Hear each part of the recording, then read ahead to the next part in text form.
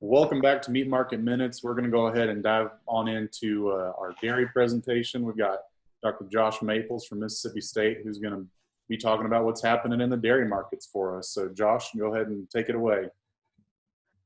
Well, thanks, Justin. Appreciate the chance to talk about this. I get dairy today. One of the fascinating things to me every time I really dig in on the dairy markets is just how many products we get from milk, and how many products, and also, each of those products have very different markets.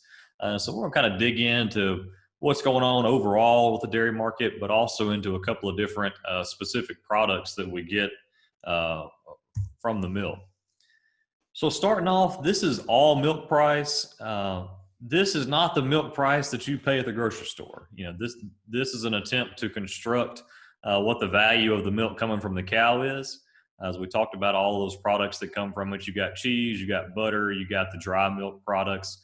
The way this price works is it tries to reconstruct what the value of the milk coming from the cow is, based on what all of those products individually are worth in their markets. So you can see we've had a pretty good rebound. We saw really low prices in April and May, but we've rebounded since then. So the overall kind of theme, at least for producers, is, we've seen some back to more normal levels on the all milk price.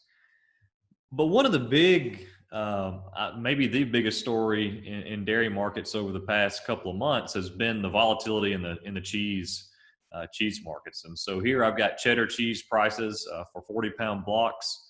You'll see we had record low prices back in April and May, and then followed up pretty quickly by record high prices. So extremely volatile cheese markets. Those have since come back down a little bit. One of the things that impacts this, you've probably read in the news a little bit about some of the government box programs or box purchases.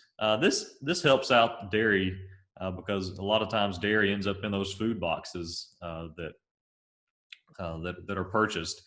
So, where we go from here with the cheddar cheese prices is a question mark, and to see if we can get it back on some more normal trends rather than this volatility we've seen in recent months. Another one I kind of want to pull out is butter prices. So you see butter took a similar kind of trend to cheese, dropped down pretty sharply in April and May before recovering some, but it was not followed up by the sharply high prices or the record high prices. And so I think if you look at butter and cheese together, one of the interesting stories is holidays, the Thanksgiving, Christmas holidays. As we head into those particular holidays, those are times of the year when cheese demand and also butter demand generally get stronger. So if you see here on the chart I'm showing, we've got the red line is you kind of think about that as a 5-year average from 14 to 18. And so you see, typically we see some increasing butter prices seasonally during this time. Of course, the trends have been different this year.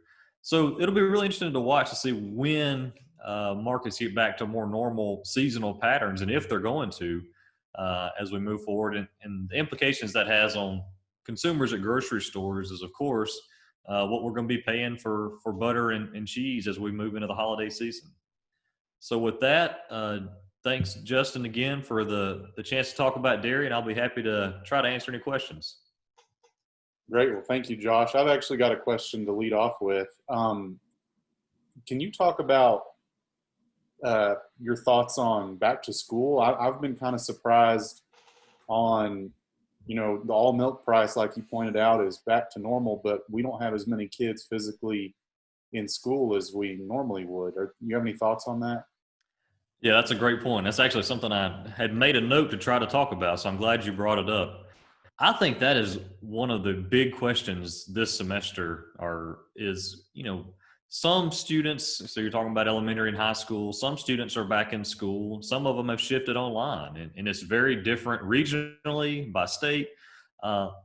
So we know that school lunches are a big outlet for milk purchases because that's where we move a lot of milk through schools. But I think the flip side of that, Justin, is maybe we're not moving as many as the smaller cartons of milk at schools because there aren't as many students.